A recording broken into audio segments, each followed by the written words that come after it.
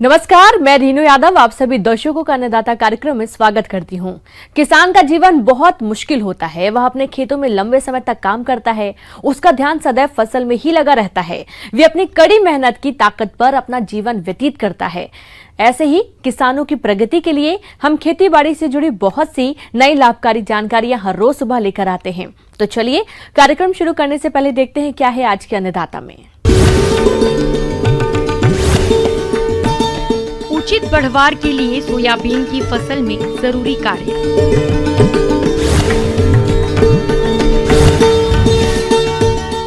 तैयार करें बूटी विधि से पौधों की नर्सरी, कमाएं अच्छी आय।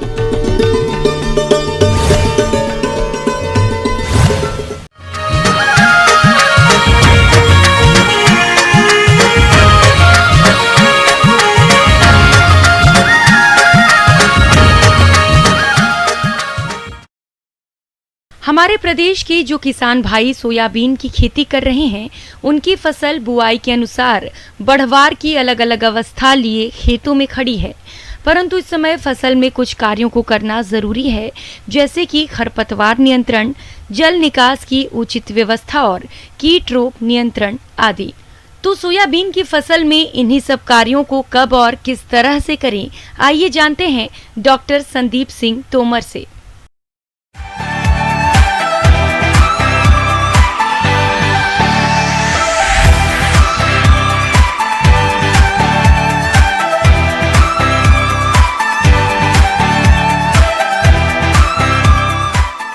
किसान भाई, हम देख रहे हैं कि खरीफ में आपने तिलहनी फसलों में सोयाबीन जो है कि प्रदेश की बहुत अच्छी फसल है, उसको उगा रखा है। तो उसमें जो शस्य क्रियाएं करके अच्छे उत्पादन के लिए खरपतवार प्रबंधन बहुत ज़रूरी है। सोयाबीन में खरपतवारों के द्वारा यह नियंत्रण नहीं किया जाता है तो लगभग 50 से 60% तक हमारा उत्पादन है वो कम हो जाता है, क्योंकि खरपतवार बरसात के समय में बहुत अधिक होते हैं, ज़्यादा वृद्धि करते हैं और फसल से प्रतियोगिता करके पोषक तत्वों के लिए, नमी के लिए, प्रकाश के लिए और हमारे उत्पादन को प्रभावित करते हैं। तो इनके सही से नियंत्रण के लिए या तो सामान्यतः जहाँ पर श्रमिक उपलब्ध हैं वहाँ निराई गुड़ाई करना भी ज़रूरी है। मिल जाती हैं समगमता पूर्वक लेबर, तो वहाँ पर हमको श्रमिकों के द्वारा निराई गुड़ाई करें। निराई गुड़ाई में 2 बार करना आवश्यक है, जिससे कि फसल को खरपतवारों से मुक्त रखा जा सकता है एक क्रांति की अवस्था तक। पहली निराई गुड़ाई लगभग 20 से 25 दिन बाद करें और दूसरी 40 से 45 दिन बाद निराई गुड़ाई करें। रासायनिक दवाओं के नियंत्रण द्वारा भी हम फसल को अच्छा उत्पादन ले सकते हैं। इमेजाथाइपर जो है वो 1 लीटर प्रति हेक्टेयर के हिसाब से स्प्रे करें। जब फसल आपकी लगभग 20 से 25 दिन की हो, उस समय आप इन दवाओं का उपयोग करके खरपतवारों से फसल को मुक्त कर सकते हैं। किसान भाइयों, अधिक बरसात होने के कारण खेतों में जल भराव की समस्या हो जाती है, तो कभी कम वर्षा के कारण फसल सूखने लगती है। तो आप इससे होने वाले नुकसान से फसल को कैसे बचाएं, आइए जानते हैं। जल प्रबंधन की बात करें तो सोयाबीन की जो फसल है अधिक जल से प्रभावित होती है, तो इसलिए जल निकास का विशेष ध्यान रखना चाहिए कि खेत जो है उसमें ढलान हो तो ज़्यादा बेहतर होता है, क्योंकि पानी जो वर्षा या सिंचाई का है वो एक जगह निचले ढलान की ओर निकल जाता है और फसल पर भराव से कोई विपरीत प्रभाव नहीं पड़ता है। यदि फसल की वृद्धावस्था या जब देखते हैं कि हम इसमें दाने भर नहीं या फली पर नहीं, उस समय यदि पानी की कमी होती है, बरसात नहीं होती है, लंबे समय तक बरसात जब नहीं होती है 15-20 दिन तक, उस दशा में आप सिंचाई निश्चित तौर पर कर दें, जिससे कि अच्छी वृद्धि होगी, अच्छी शाखाएं निकलेंगी और अच्छा फलन होगा, जिससे कि अच्छा उत्पादन प्राप्त होगा। जल प्रबंधन में यदि आप देखें कि रिज बेड प्लांटिंग जो मेथड है उससे आपने बोया है तो नाली में केवल सिंचाई करके एक तो पानी की बचत 30 से 40% तक कर सकते हैं और दूसरा फसल पर किसी तरह का कोई विपरीत प्रभाव नहीं पड़ता है और अच्छा उत्पादन भी प्राप्त कर सकते हैं। किसान भाइयों, सोयाबीन की फसल में रोग और कीटों द्वारा अधिक नुकसान पहुंचाया जाता है, जिसकी वजह से फसल के उत्पादन में कमी आ जाती है। तो आप रोग और कीटों की पहचान कर नियंत्रण कैसे करें, आइए जानते हैं। इसके साथ साथ हम देखें कि प्रमुख कीड़ों की बात करें तो इसमें गर्डल वीटल जो है वो विशेष हानि पहुंचाता है। इसकी जो सुंडी है ज़मीन की सतह के बराबर से तने में अंदर घुस जाती है और धीरे धीरे अंदर का जो तने का भाग है उसे खाती रहती है, टहनियाँ सूख जाती हैं, तो इस तरह से विपरीत प्रभाव पड़ता है। तो इसके नियंत्रण के लिए आप कोई भी सिस्टमेटिक जो दवाएं कहते हैं, जैसे चाहे आप ट्राइजोफास का स्प्रे कर सकते हैं, मेटासिस्टाक्स का उपयोग कर सकते हैं। तो इनकी जो मात्रा है आवश्यक 1 ml प्रति लीटर के हिसाब से पानी में डाल करके और कर दें, छिड़काव कर दें, तो आप इसका पूर्णतः नियंत्रण कर सकते हैं। इसी के साथ साथ अब देखें बीमारियों की बात करते हैं, तो बीमारियों में सबसे जो ज़्यादा प्रभाव करती है, एक तो येलो मोज़ेक की विशेष समस्या होती है, जिसमें कि पत्तियां पीली पड़ जाती हैं और हरा जोपन रहता है पत्ती का, धीरे धीरे पूरा ख़त्म हो जाता है। तो इसके जो फैलाने के लिए या इसका जिम्मेदार जो कारक है वो एक वायरस के द्वारा होती है, और जो फाइट फ्लाई सफ़ेद मच्छर जैसा होता है वो इसको एक पौधे से दूसरे पौधे में फैलाता है। तो उस समय आप इसके लिए देखेंगे कि ट्राइजोफास जो दवा आती है उसका स्प्रे कर सकते हैं, और हम देखते हैं कि उसके सही नियंत्रण नहीं हो पाता है तो 10-12 दिन बाद पुनः दूसरा स्प्रे किया जा सकता है, जिससे कि हम पूर्णतः नियंत्रण कर सकते हैं। इसके अलावा जो लीफ स्पॉट या अन्य जो बीमारियां लगती हैं उसके नियंत्रण के लिए आप जो है कार्बनडाजिम दवा है उसका 2 ग्राम प्रति लीटर के हिसाब से घोल बना करके स्प्रे कर दें, या दूसरा मिनकोजैब दवा है उसका उपयोग कर सकते हैं, या प्रोपिकोनोजोल दवा है वो 7 से 8 ml प्रति टंकी जो आपकी 15 लीटर की होती है उसमें घोल करके उसका स्प्रे कर दें, जिससे कि कोई भी बीमारी होगी तो उसको सही से नियंत्रण किया जा सकता है और अच्छा उत्पादन प्राप्त किया जा सकता है। किसान भाइयों, अभी तक आपने खेती से जुड़ी कुछ उपयोगी जानकारियां देखी हैं। अब लेते हैं एक छोटा सा ब्रेक, जल्द ही लौटेंगे। कार्यक्रम में आगे भी है खेती बाड़ी से जुड़ी बहुत सी महत्वपूर्ण जानकारियां, तो बने रहिए हमारे साथ।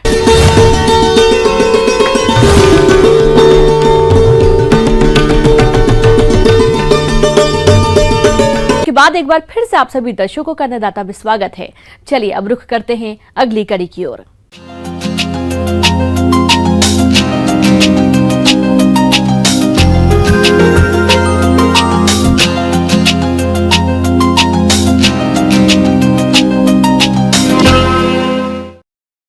आज के समय में हर किसान खेती के साथ साथ बागवानी करना चाहता है ताकि आमदनी बढ़े, और अभी ये फलदार पौधों को लगाने का सही समय चल रहा है।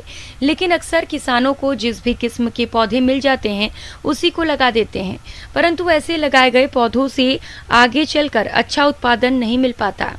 ऐसे में यदि आप फलदार पौधों की गुटी विधि से नए पौधे तैयार करते हैं तो इन सभी समस्याओं से बच सकते हैं और अपनी आमदनी को बेहतर जरिया भी बना सकते हैं। तो कैसे तैयार करें गुटी विधि से अच्छी किस्म के पौधे, इसके लिए देखिए ये अंश।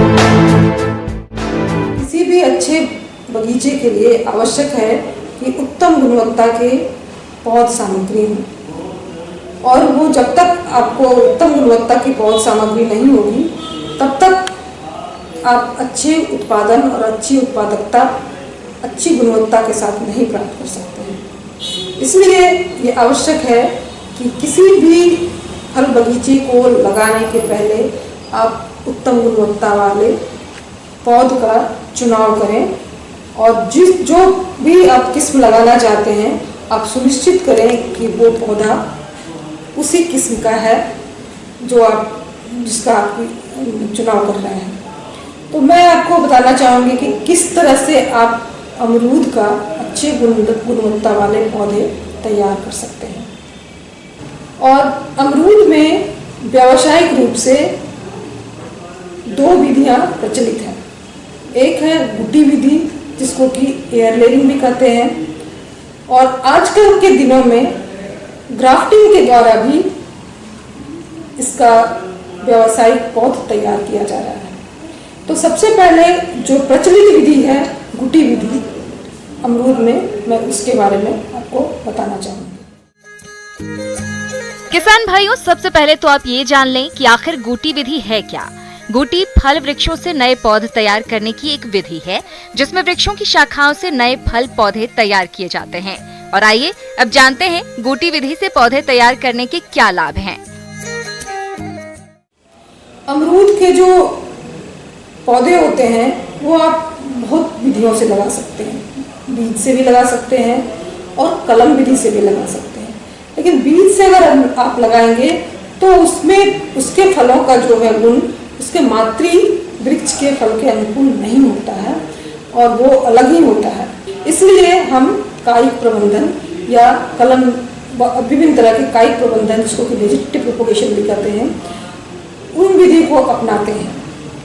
जो उसको हमको जो लगाने के लिए सामग्री चाहिए, सबसे पहले तो उसको बनाने के लिए सामग्री चाहिए, बडिंग नाइफ चाहिए, कटिंग नाइफ चाहिए, कुछ प्लास्टिक के पॉलीथीन चाहिए, 50 mm गेज का प्लास्टिक चाहिए, सुतली चाहिए और एक रूटिंग मीडिया चाहिए जिसमें कि मिट्टी हो, स्फैग्नम मॉस हो और सड़े गले पत्तियों का उसमें मिश्रण हो। इस तरह का उर्वरक वाला मिट्टी चाहिए, उर्वरता वाली मिट्टी, हल्की मिट्टी चाहिए होनी चाहिए, वो उस तरह की सामग्री चाहिए। जिसमें जो सबसे पहले आप ये ध्यान दें कि जिस पौधे का से आपको पौध सामग्री तैयार करना है, उस पौधे में आप फल ना लें। उसको अगर फूल भी आता है तो उसको हटा दें, इससे आपको फल नहीं लेना है। और उसको, ताकि वो उसकी टहनी, उसमें भोजन सामग्री ज़्यादा प्रचुर मात्रा में मौजूद हो। पुरानी टहनियाँ आप चुनाव करें जो कि किनारे में साइड सीधा ऊपर ना जाती हो, साइड की तरफ जाती हो, और पेंसिल के थिकनेस से थोड़ा सा ज़्यादा मोटा या उतना ही मोटा हो। जो टहनियों को चुनाव करने के बाद 50 से 60 सेंटीमीटर टहनी की ऊपरी भाग से छोड़कर 2 से 3 सेंटीमीटर तक का छिलका हम बाहर निकालते हैं। फिर 2-3 सेंटीमीटर और नीचे एक गोल ऐसा दाग देते हैं। फिर बाद में वो बडिंग नाइफ में एक रहता है, उसमें चाकू टाइप सा, उससे धीरे से मतलब बीच में चीरा लगा करके धीरे से उसको निकालते हैं। और वो जो निकालते हैं वलय, वो बहुत ही चिकना निकलना चाहिए और सिर्फ वो वलय ही निकलना चाहिए। हड्डी उसकी जो रहती है, जिसको कीट काट बोलते हैं, वो नहीं कटना चाहिए, ये ध्यान रहे। ये इस तरह से 2 से 3 सेंटीमीटर का वलय, ऊपर वाला छिलका निकाल करके गोलाई के आकार में, उसमें 1 या 2 दिन उसको हम खुला छोड़ देते हैं। खुला छोड़ने के बाद 2 दिन के बाद उसमें हम रूटेक्स या IBA का थोड़ा सा 5 ppm सॉल्यूशन भी लगा सकते हैं, जिससे कि वो रूटिंग में आसानी होती है। वो लगाने के बाद हम जो है रूटिंग मीडिया उस पर डालते हैं, 50 से 100 ग्राम के लगभग रूटिंग मीडिया रहता है, उसको डालते हैं। और उसको जब डालने के बाद उसको पॉलीथीन से उसको बांध देते हैं। बांधने के बाद हम देखते हैं कि 3 से 4 सप्ताह के बीच में उसमें जड़ निकलनी शुरू हो जाती है। और हमको ध्यान रहे कि बहुत ज़्यादा अगर गर्मी है, वातावरण में आर्द्रता की कमी है, तो थोड़ा आसपास हम पानी का भी छिड़काव कर सकते हैं, ताकि उसमें आर्द्रता बनी रहे। और 40 से 50 दिन के बाद उसमें बहुत अच्छी रूटिंग हो जाती है। जब उसको रूटिंग हो जाती है तो हम रूटिंग के नीचे वाले भाग से उसको काट लेते हैं। कोई तेज सिकेटियर से हम काटते हैं और उसको हम रूट ट्रेनर में रखते हैं। 15 से 20 दिन या 25 दिन तक रूट ट्रेनर में रखने के बाद फिर हम उसको पॉली बैग में रूपांतरित करते हैं। और वहाँ पर से पौधे जब 1 साल के लगभग के हो जाते हैं तो वो पौधे बेचने के लिए तैयार हो जाते हैं। और इस तरह से हम गुटी द्वारा पौधे तैयार करते हैं। किसान भाइयों, वृक्षों से नए पौधे तैयार करते समय किन किन बातों का ध्यान रखें, चलिए ये भी हम आपको बताते हैं। तो किसान भाइयों, जिस शाखा से नए पौध तैयार करने होते हैं उसकी मोटाई पेंसिल जितनी होनी चाहिए। शाखा की छाल तेज धार वाले चाकू से छीलनी चाहिए। शाखा के कटे हुए भाग पर रूटेक्स यानी NNA का लेप अवश्य लगाएं। शाखा के कटे भाग पर मिट्टी को लगाकर पॉलीथीन से अवश्य बांधें। साथ ही समय समय पर उसमें पानी डालते रहें। जब पॉलीथीन में जड़ें दिखने लगे तब शाखा को पुराने यानी मातृक वृक्ष से सावधानी पूर्वक काट लें। इसके बाद इसे पौधशाला में लगाएं। आगे और भी खेती बाड़ी से जुड़ी बहुत सी रोचक जानकारियां, पर यहाँ पर रुकेंगे एक और छोटे से ब्रेक के लिए। जल्द हाजिर होते हैं।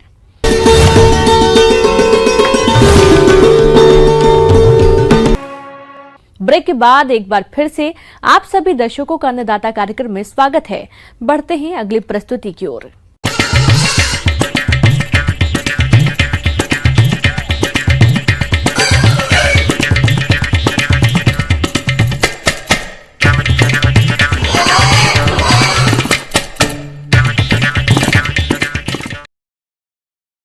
अपने राज्य में बहुत से भूमिहीन किसान और युवक सूकर पालन व्यवसाय को अपनाए हुए हैं। लेकिन इस व्यवसाय से वे इतना लाभ नहीं प्राप्त कर पाते जितना कि उन्हें मिलना चाहिए। इसका मुख्य कारण है किसानों द्वारा मौसम के अनुरूप इनकी सही देखरेख और प्रबंधनों को नहीं अपनाना। तो चलिए इनके सही प्रबंधन के बारे में जानते हैं डॉक्टर दानवीर से।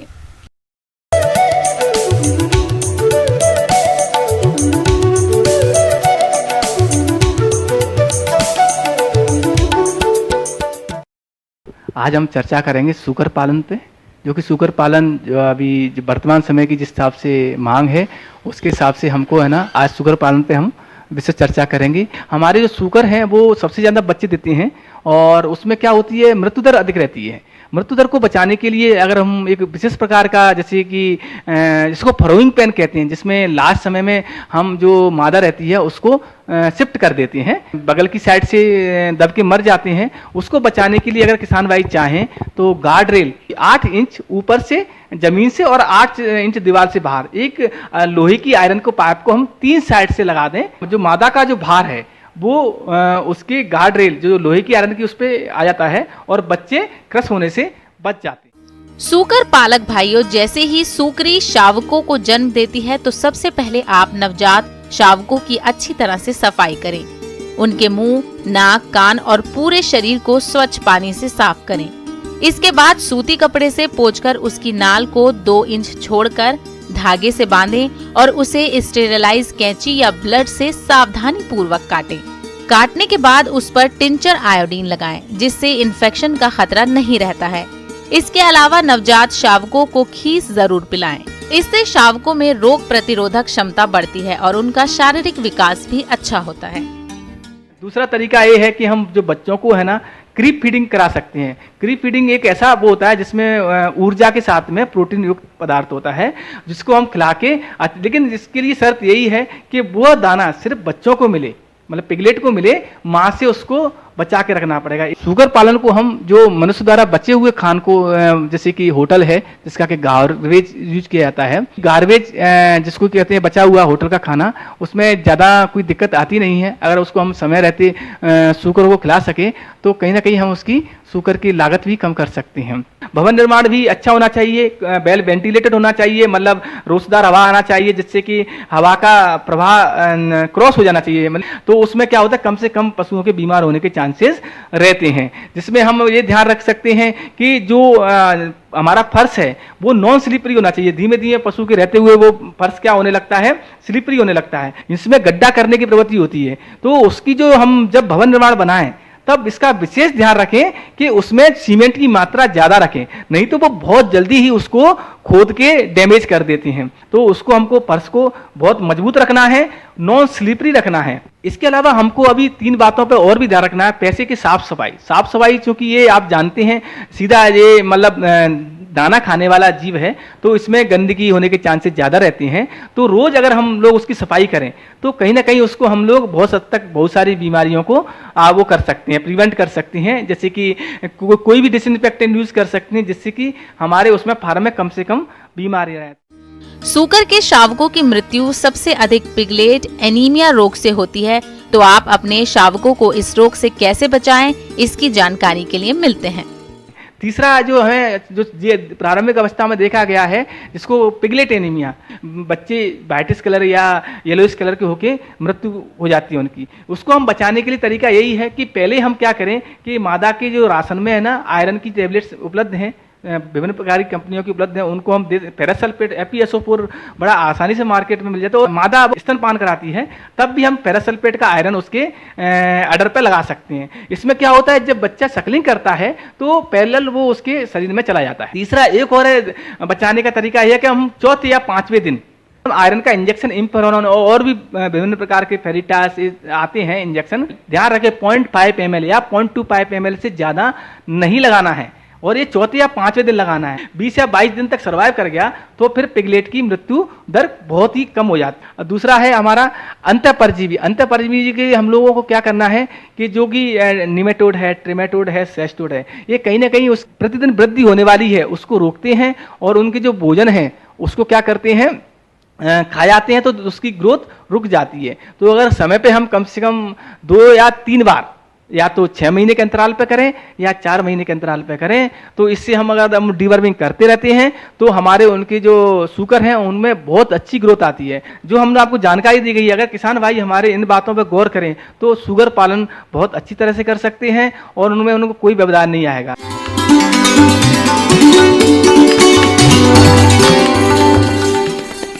अन्नदाता हेल्पलाइन निःशुल्क फोन संपर्क सेवा के माध्यम से आपके द्वारा पूछे गए प्रश्नों में से 1 या 2 महत्वपूर्ण प्रश्नों को हम अपने कार्यक्रम में शामिल करते हैं और इसी के तहत आज का चयनित प्रश्न और उसका जवाब इस प्रकार है। अन्नदाता निःशुल्क फोन संपर्क सेवा के माध्यम से पूछे गए प्रश्नों में से आज हमने जिस प्रश्न को कार्यक्रम में शामिल किया है उससे पूछा है ग्राम टिकारी, जिला बिलासपुर के कृषक रमलू दास ने। यह मिर्च की फसल में लीफ कर्ल रोग की रोकथाम के बारे में जानकारी चाहते हैं।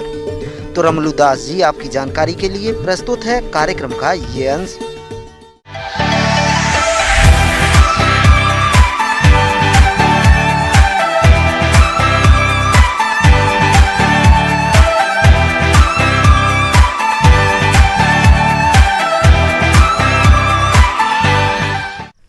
किसान बंधु, जो लोग मिर्च की खेती किए हुए हैं, चूँकि यह मिर्च सालों भर प्रयोग होने वाला फसल है, सब्जी की फसल है और इसकी खेती के लिए जो है हम लोग जब भी इसका खेती करते हैं तो इसमें जो लीफ कर्लिंग इसको बोलते हैं, पत्ता का सिकुड़ना, ये बहुत सामान्य समस्या है और ये 3 वजह से होता है। कभी कभी हम लोग देखते हैं एक माइट जिसको बरूथी है उसके वजह से होता है, वायरस के वजह से होता है और कभी कभी हम लोग देखते हैं थ्रिप्स एक इंसेक्ट है उसके वजह से होता है। लीफ कर्ल, मरोडिया या चुर्रा मुर्रा रोग, ये मिर्च की एक भयंकर बीमारी है। ये एक विषाणु जनित रोग है। ये रोग फसल में ज्यादातर आता है। इसमें पत्तियां अनियमित ढंग से मुड़ जाती हैं और पौधे की वृद्धि रुक जाती है तथा फलों का आकार छोटा होने लगता है। अधिक प्रकोप होने पर पौधा फल विहीन हो जाता है। अगर इसका समय रहते नहीं नियंत्रण किया गया तो ये पैदावार को भारी नुकसान पहुंचाता है।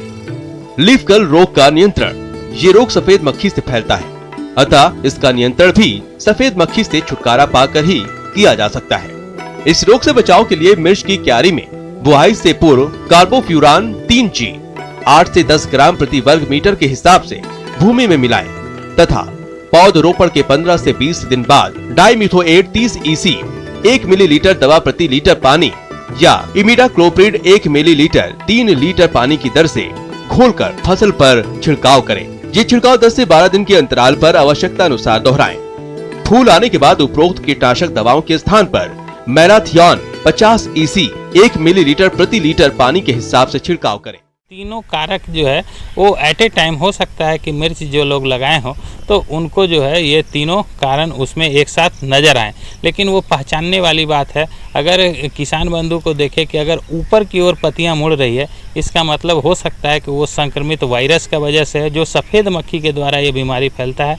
उसके लिए जो है इमिडाक्लोप्रिड जो है वो दवा है 3 लीटर पानी में 1 ml पर लीटर पानी में घोल बना के उसका छिड़काव करते हैं। अगर उनके पास जो है कभी थ्रिप्स लगता है तो थ्रिप्स फिप्रोनिल है, फिप्रोनिल जो है 80% जब के नाम से आता है। इस दवा का अगर हम लोग व्यवहार करते हैं तो फिप्रोनिल जो है वो 5 लीटर पानी में 1 ग्राम पर लीटर के अनुसार से 5 लीटर पानी में 1 ग्राम के अनुसार से उसका स्प्रे करें तो थ्रिप्स कीट का जो है नियंत्रण हो सकता है। अगर लीफ कर्लिंग उनका अगर किसान रोक लेते हैं तो निश्चित रूप से जो है आने वाला जो फसल है उसमें उनका बेहतर उत्पादन हो सकता है। और कोशिश ये करना चाहिए कि उनका जो है जो सीडलिंग हो तो जहाँ पर बिचड़ा वो तैयार करते हैं वो उसमें जो है एक कीट रोधक जो जाली आता है या नर्सरी में जो है वो जाली लगा करके करें, ताकि वहाँ पर वो जो है थ्रिप्स के वजह से या आपका जो है सफ़ेद मक्खी के वजह से संक्रमित जो है पौधा उनको न मिले। और उसके बाद मेन खेत में अगर ये दवा का व्यवहार करके अपनी फसल को बचाएंगे तो उनसे वो अच्छा उत्पादन करके लाभ कमा सकते हैं।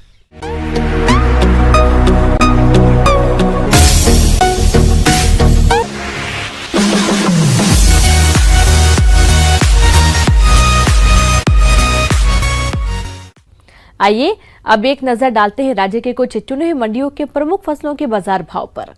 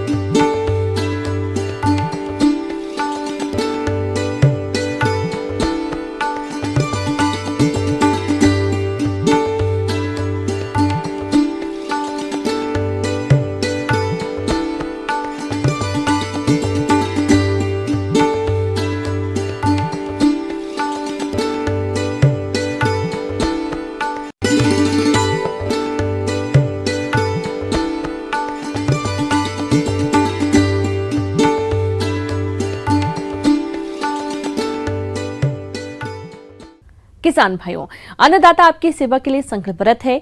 कृषि संबंधित समस्या एवं सुझावों के लिए आप हमें इस पते पर संपर्क कर सकते हैं। प्रोड्यूसर अन्नदाता news 18 Madhya Pradesh Chhattisgarh, Ramoji film city, Hyderabad 501512। साथ ही आप हमें ईमेल भी कर सकते हैं। हमारा ईमेल है p18annadatamp@nw18.com। और इसके अतिरिक्त आप हमें निःशुल्क हेल्पलाइन नंबर 180041922155 पर सोमवार से शनिवार सुबह 10 से शाम 4 बजे के बीच संपर्क कर सकते हैं। किसान भाइयों, अब समय हो रहा है आपसे विदा लेने का, तो हमारी अन्नदाता टीम को दीजिए इजाजत। कल फिर आपसे मुलाकात होगी कृषि संबंधित कुछ और महत्वपूर्ण जानकारियों के साथ। नमस्कार।